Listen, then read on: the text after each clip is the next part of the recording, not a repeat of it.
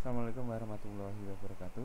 Halo para mahasiswa sekalian, ini adalah video pembelajaran untuk mata kuliah Pancasila pertemuan ke-13. Pada pertemuan ini kita akan mengkaji tentang sila ketiga.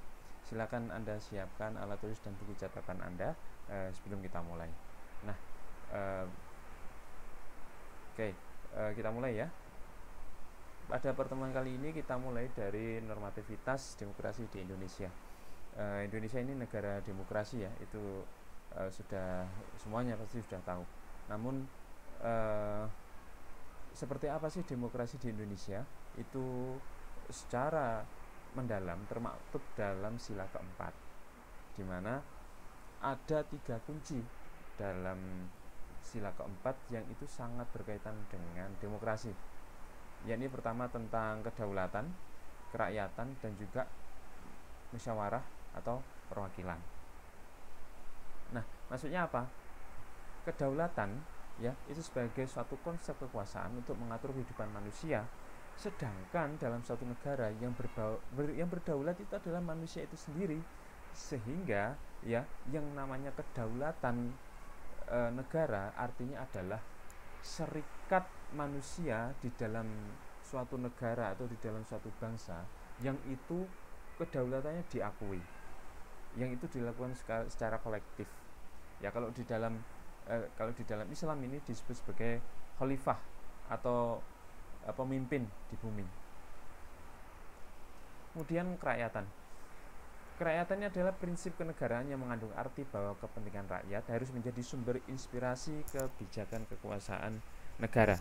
Ya, sekali lagi karena rakyat atau manusia sebagai rakyat di dalam negara itu adalah pusatnya ya, pemilik kedaulatan, maka segala kepentingan negara itu harus kembali kepada kepentingan rakyat.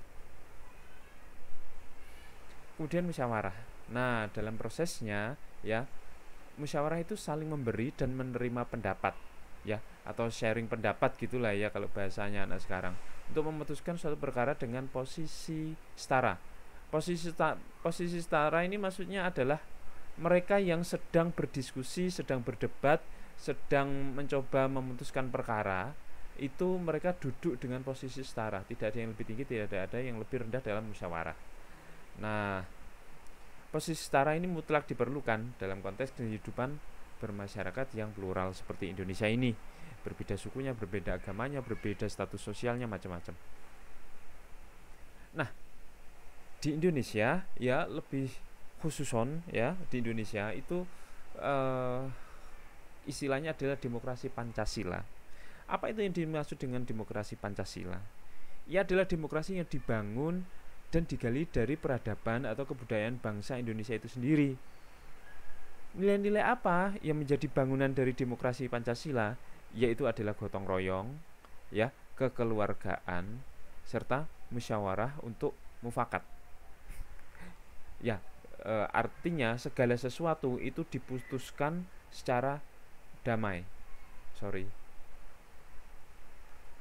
Dengan gotong royong, dengan kekeluargaan, dengan musyawarah itu kan semuanya dilakukan secara damai. Jadi demokrasi Pancasila itu demokrasi yang damai. Terus kemudian konstruksi demokrasi yang dihendaki bukanlah keadilan bagi orang-orang saja, orang perorangan saja, untuk individualistik saja, bukan juga untuk kelompok tertentu, etnis tertentu, ras tertentu, pemeluk agama tertentu, tidak, tetapi untuk seluruh bangsa Indonesia. Kemudian ya, demokrasi Pancasila itu substansinya tentu berkaitan dengan seluruh sila-sila dalam Pancasila. Sila 1, sila 2, sila 3, sila 4 sampai sila ke-5 tentunya. Nah, keputusan politik dalam demokrasi Pancasila itu setidaknya akan mengandung spirit dari 4 poin ini. Pertama, ya, keputusan politik dalam demokrasi Pancasila itu harus didasarkan pada rasionalitas dan keadilan, bukan pada dasar subjektivitas, ideologis, dan juga kepentingan kelompok. Kemudian demokrasi dalam Pancasila itu didedikasikan pada pemenuhan kepentingan publik, bukan kepentingan perseorangan atau golongan. Kemudian juga keputusan politik dalam demokrasi Pancasila itu memiliki orientasi yang jauh ke depan, bukan untuk kepentingan sesaat atau kepentingan jangka pendek, atau untuk transaksi-transaksi yang sifatnya untung rugi saja, tetapi tidak ada efek jangka panjangnya ke depan yang baik. Kemudian juga demokrasi Pancasila itu tidak bersifat imparsial, tidak bersifat parsial, ia imparsial. Artinya ini melibatkan berbagai pertimbangan, pendapat, kehendak semua pihak secara terpadu, sehingga publik bisa menggunakan fungsi kontrol dalam pengambilan suatu kebijakan. Itu adalah keputusan politik dalam demokrasi Pancasila. Nah, dalam demokrasi Pancasila yang paling utama adalah musyawarah untuk mufakat. Jadi semua anggota itu bersepakat. Kalau semua anggota itu bersepakat, itulah mufakat. Praktiknya di desa-desa ya, pengambilan keputusan dengan kesepakatan dan persetujuan semua pihak. Setelah semuanya dibicarakan secara panjang lebar dan dapat sampai pada satu keputusan bersama. Ya karena di desa itu orangnya tidak banyak ya, mungkin 100 kepala keluarga itu misalnya. Itu masih bisa dilakukan rembuk desa. Tapi kalau misalnya praktik di negara yang orangnya itu sudah berjuta-juta bahkan beratus-ratus juta, maka musyawarah mufakat itu tidak bisa dilakukan secara langsung. Dia harus diwakilkan. Maka muncullah MPR, muncullah DPR. Itu adalah untuk mewakili ya musyawarah mufakat untuk kepentingan rakyat tentunya. Makanya istilahnya wakil rakyat. Dan pada akhirnya ya, kita dalam negara demokrasi itu dihadapkan pada dilema yang mengantar pada pengambilan keputusan melalui suara terbanyak. Misal mufakat itu tidak bisa tercapai, maka yang dilakukan adalah pengambilan suara dengan suara terbanyak alias voting. Tetapi itu adalah yang terakhir. Selama masih bisa mufakat, voting itu tidak diperlukan. Nah, ini tadi yang saya maksud. Sekarang sejarah demokrasi di Indonesia. Nah, periode awal kemerdekaan atau periode Orde Lama gitu ya, itu Indonesia itu menggunakan atau mempraktikkan demokrasi parlementer. Ya, karena yang memimpin adalah Perdana Menteri, dan Perdana Menteri ini bisa membubarkan Dewan Perwakilan Rakyat atau Senat atau Senator atau apalah istilahnya. Nah, pada masa berlakunya UUD 1945 terjadi pada periode pertama, yaitu pada tahun 45 sampai 49, yang kemudian dilanjutkan pada masa berlakunya RIS tahun 1949 sampai 50. Nah, pada masa ini kabinet itu sering silih berganti ya. Perdana menterinya itu gonta-ganti, mulai dari Amir Syarifuddin sampai sampai dengan Bung Hatta. Sebelum itu juga ada, saya lupa kalau satu persatu. Yang mananya pergantian itu terjadi secara cepat, silih berganti, dan akhirnya menimbulkan ketidakpuasan di kalangan para politisi di Indonesia yang baru merdeka pada waktu itu. Sehingga pemerintah yang kemudian penyebab lain adalah pemerintah yang tersentralisasi di Jawa banyak menimbulkan kecemburuan sosial pada bagian-bagian lain di wilayah tanah air. Dari Sumatera pengen merdeka, Papua pengen merdeka, Maluku, Ambon, Ternate, di Kalimantan itu pengen merdeka karena iri kenapa pusat pemerintahannya di Jawa. Maka dari itu sejak Soekarno ya, pemindahan ibu kota itu isunya sudah sejak zaman Orde Lama. Bahkan Soekarno itu sudah membikin satu grand plan pada waktu itu bahwa ibu kota itu pasti dipindahkan ke Kalimantan. Tapi karena Presiden Soekarno sudah terburu-buru dilengsarkan, maka itu tidak pernah terrealisasi. Nah, sekarang tahun 2000 kemarin ya, tahun 2019-2020 kemarin muncul lagi, bahkan ini sekarang sudah resmi bahwa ibu kota Indonesia berpindah ke Kalimantan. Nah, Kemudian demokrasi parlementer ini juga tidak berjalan dengan baik dan mengakibatkan tidak berjalannya program-program yang dibuat pemerintah secara berkesinambungan. Kenapa? Ya karena ribut secara politik. Ya perdana menterinya gonta-ganti, mulai Amir Syarifuddin, Natsir, Hatta, terus kemudian setelah itu Belanda datang ke Indonesia, terjadi pergulakan, perang kemerdekaan, macam-macam, sehingga nggak pernah nggak pernah stabil secara politik. Kalau secara politik nggak pernah stabil, maka program kerja itu urung untuk terlaksana. Nah kemudian tahun 1959 sampai 65 itu demokrasi terpimpin. Ini setelah demokrasi parlemen dianggap gagal, terus kemudian Soekarno bikin dekret dan mengubah sistem politiknya menjadi demokrasi terpimpin. Nah, pada tanggal 22 April 59 Soekarno menyampaikan amanat kepada Dewan Konstituante, ya, Dewan Pembentuk Undang-Undang Dasar, tentang pokok-pokok demokrasi terpimpin. Demokrasi terpimpin itu bukan diktator, ya. Demokrasi terpimpin itu sesuai dengan dasar hidup dan kepribadian bangsa Indonesia. Nah, demokrasi terpimpin berarti demokrasi di seluruh persoalan kenegaraan, kemasyarakatan, termasuk sosial, politik, ekonomi, itu semuanya diselesaikan secara demokratis melalui musyawarah mufakat. Terus kemudian inti pimpinan di dalam demokrasi terpimpin adalah permusyawaratan yang dipimpin oleh hikmat kebijaksanaan. Ada yang bijaksana di situ, ada proses demokrasi di situ. Jadi bukan demokrasi yang bebas, tetapi demokrasi yang dipimpin oleh hikmat kebijaksanaan. Nah, di dalam demokrasi terpimpin, oposisi wajib melahirkan pendapat yang sehat dan membangun. Nah, di dalam pasti harus ada oposisi ya di dalam demokrasi itu. Nah, ini demokrasi terpimpin yang berakhir tahun 1945, di mana Presiden Soekarno itu dilengserkan, atau bahasa sekarang di impeachment gitu ya. Terus kemudian juga karena adanya Super Semar,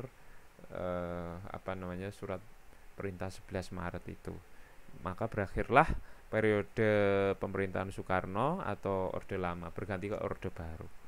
Nah, di Orde Baru ini wajah demokrasi Indonesia berubah. Ya, di dalam ini enggak urut ini. Di dalam Orde Baru ini ada pembatasan ekspresi ideologi politik dengan hanya memperbolehkan 3 partai yang terlibat dalam pemilu, PPP, Golkar, PDI. Kalau dalam Orde Lama itu multi partai, ada Masyumi, ada PKI, ada Nahdlatul Ulama dulu juga punya partai, terus kemudian partai Bulan Bintang, ada banyak sekali. Nah, sekarang hanya dikerucutkan menjadi 3, di Orde Baru dikerucutkan menjadi 3, P3, Golkar, dan PDI. Ini untuk mewakili yang Islam, ini untuk mewakili yang moderat, ini untuk mewakili yang sosialis. Nah, pada zaman Orde Baru ya, politik nasional itu cenderung stabil. Ekonomi itu berkembang ya, dan arah pembangunannya jelas. Mengapa jelas? Karena setiap 5 tahun sekali itu ada pelita itu pembangunan 5 tahun, dan itu setiap 5 tahun diteruskan sampai 7 periode atau 35 tahun. Jadi ada GBHN atau garis-garis besar haluan negara untuk mengarahkan kemana pembangunan Indonesia ini akan dituju.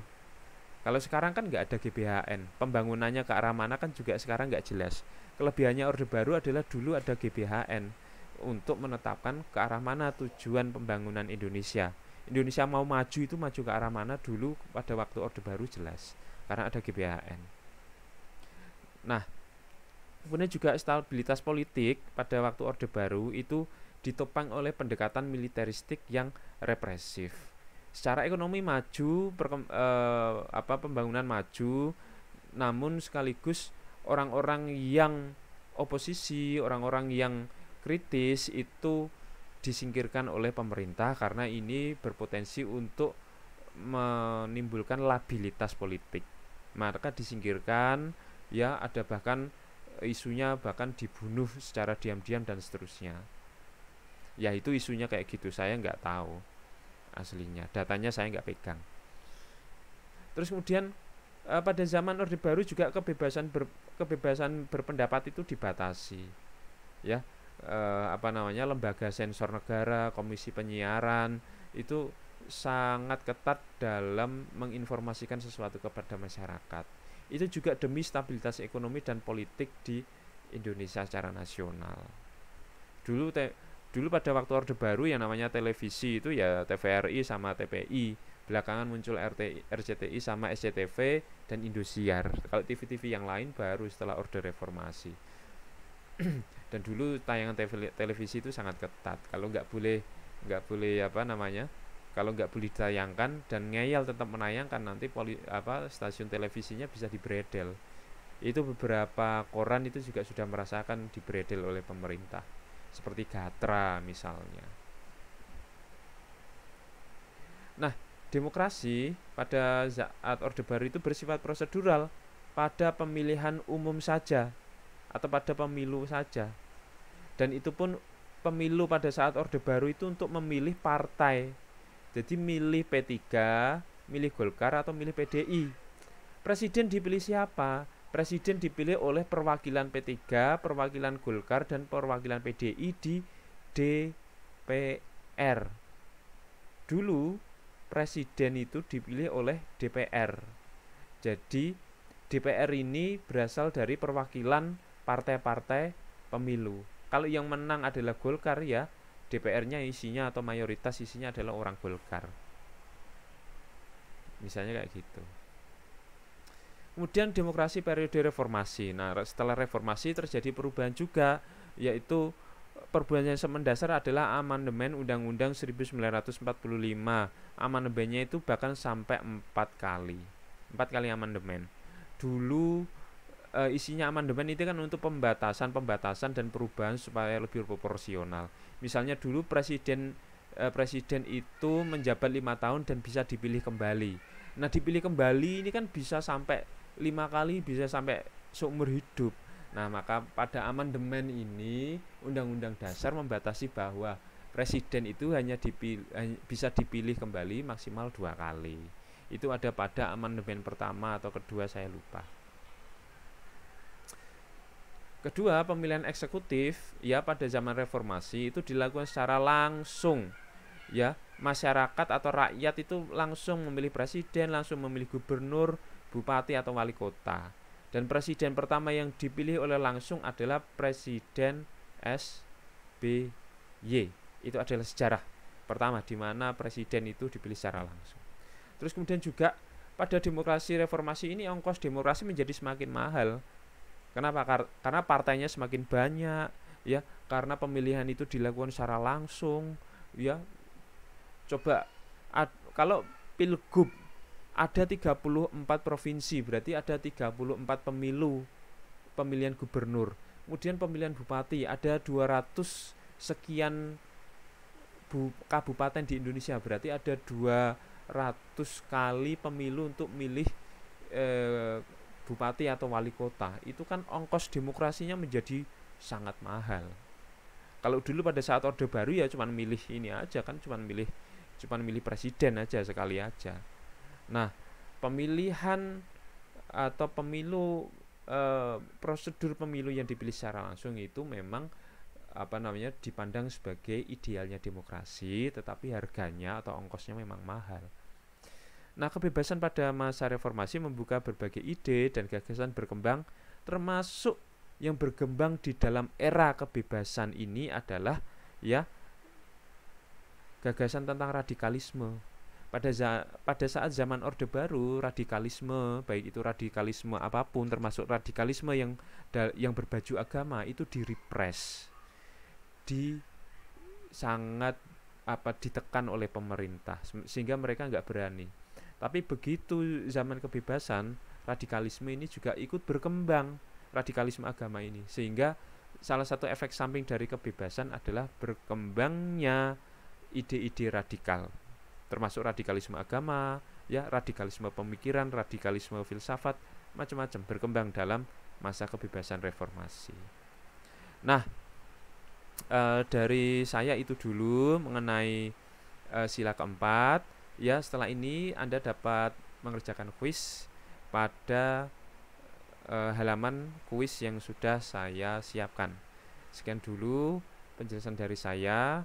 Selamat siang menjelang sore. Wassalamualaikum warahmatullahi wabarakatuh.